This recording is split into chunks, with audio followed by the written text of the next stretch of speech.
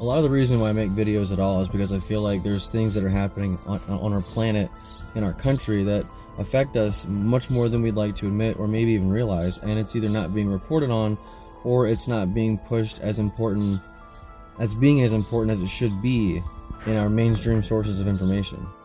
More Kennedy files were declassified just the other day, and there's like 3,000 of them so far that I've seen. I'm sure there's more, and I'm into the few hundreds, and I'm gonna post some of what I've seen so far that I think is interesting. Some of it is like literally just blank pages, some of it is whited out for the most part, but it's still interesting to see. It's interesting to read. I'm probably not going to be able to go through every single one of them at this point, but some files are literally just requested leave of absences, and others are literal plans for what they would do if this person did this or this country did that, and some concerns that they had and some reasons why adversaries acted the way that they did. You have documents of them working closely with Lockheed against all kinds of different problems that they had with U-2 classifications.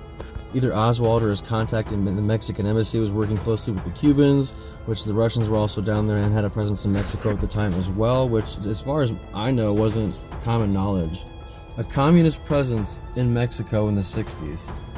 And I'm just now getting into this. There's declassification files of technologies that weren't previously known up until this point, which none of this is really out of the ordinary. None of this is really crazy so far, and that might be why it's not being talked about on a mainstream level quite this very minute.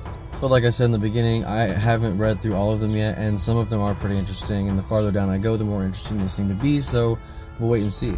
One thing I did find interesting is that the JFK assassination was revisited in a large attempt in like the late 90s. Like 97 was when they really started pushing for more information. The CIA seemingly didn't want to give them, as it were, and some of the files took up to 2 years to retrieve. Could it be a time window to maybe edit some things, audit some things? I don't know, but it definitely seems that way to not only me, but some of the authors of these documents. Around the same time, also currently happening in the world, a teen was killed by police in Paris, and there are huge riots going on for at least the last 4 to 5 days that we know of. As you can see, there are articles on it from mainstream media sources, but it's not really being pushed into the mainstream spotlight, if you will, that I've seen. In the footage, you can totally see that he is trying to run over these police in an attempt to escape, and in return, they shot him. Did they shoot him in the back? Yeah, but he was also trying to harm them with his car, apparently, in the video. We have all these really crappy cell phone pictures and videos of people ramming cars through buildings, huge riots and celebrations upon these actions, and it keeps getting better. Why so many things happen at the same time? Could it be coincidence? Could it be distraction? Nobody really knows, it seems like, but I don't know.